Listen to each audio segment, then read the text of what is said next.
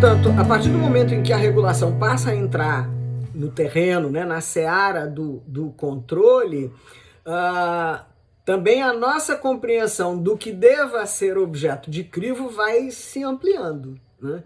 Então a gente começa a perceber que, olha, não basta ou não será suficiente avaliar pura e simplesmente a aderência aos limites da delegação legislativa. Não, isso é relevante. Mas há outras coisas que podem ser relevantes também para o controle da regulação tradutora de políticas públicas.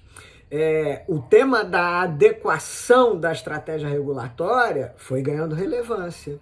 E o marco principal dessa relevância à adequação da estratégia regulatória está agora na Lei 13.848, que é a Lei das Agências Reguladoras, que vai exigir análise de impacto regulatório, programa de regulação, uma série de outras providências de estruturação e planejamento da atividade regulatória, né?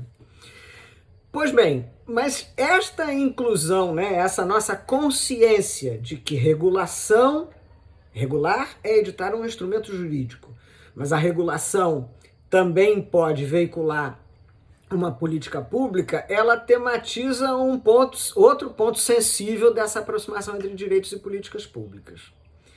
Porque política pública, frequentemente regula um conjunto de coisas, um sistema, um conjunto de atores e componentes que são necessários ao alcance de um objetivo determinado, né? Política pública, ela deve necessariamente ser sensível na sua concepção e na sua concretização às externalidades que influenciam o ambiente onde ela incide, né? E política pública opera com uma visão prospectiva, né?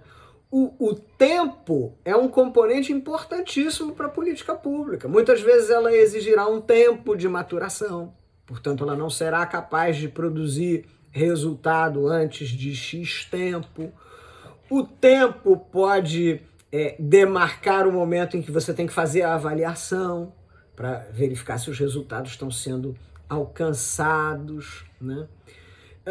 E vejam que essas características, né, ter uma visão de sistema, de vários componentes, ser sensível às externalidades, ter o tempo como um componente importante, todas essas características, elas são completamente estranhas ao direito, ou elas só se apresentam no direito como possíveis em situações excepcionais, né? Veja, por exemplo, compreender um conjunto de atores ou componentes, né? A tendência do direito não é de disciplinar um conjunto de atores ou componentes. O direito, ao contrário, está cada vez mais se especializando, né? Então, veja, você tem a LGPD, isso é uma coisa. O Marco Civil da Internet é outra coisa, né? A Lei Reguladora da Inteligência Artificial é outra coisa. Mas não está tudo relacionado? Quer dizer, os dados pessoais transitam na internet, a inteligência artificial se apresenta na internet, não está tudo relacionado? Não seria melhor que a gente pensasse nisso como um sistema? Não. O direito, né, trabalha com a lógica da especialização. Então vejam como esse convívio fica difícil. A política pública não consegue pensar desse jeito. Eu não consigo construir política pública com visão de túnel, né? Ou se eu tentar fazer isso vai ser um desastre, né? A questão da política pública ser sensível às externalidades. O direito não é muito sensível à externalidade, não. Olha, a norma é essa. Peraí, mas olha os efeitos que ela está gerando. Olha, enquanto não alterar a norma, só lamento. Externalidade é um problema estranho ao direito, não tem nada com isso, né? E a questão do tempo, né?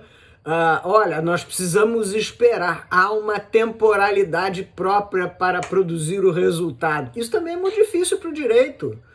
O direito tem a pretensão de que ele vai dar a solução, sim, num estalar de dedos, né?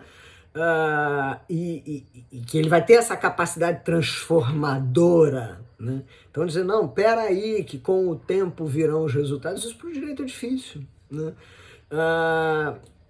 E aí por isso esta dificuldade também, quer dizer, vejam, à medida em que a gente amplia o objeto de controle, vamos entender que também na regulação há políticas públicas e que também ela deve ser objeto de controle, a gente atrai mais esse contato entre direito e políticas públicas.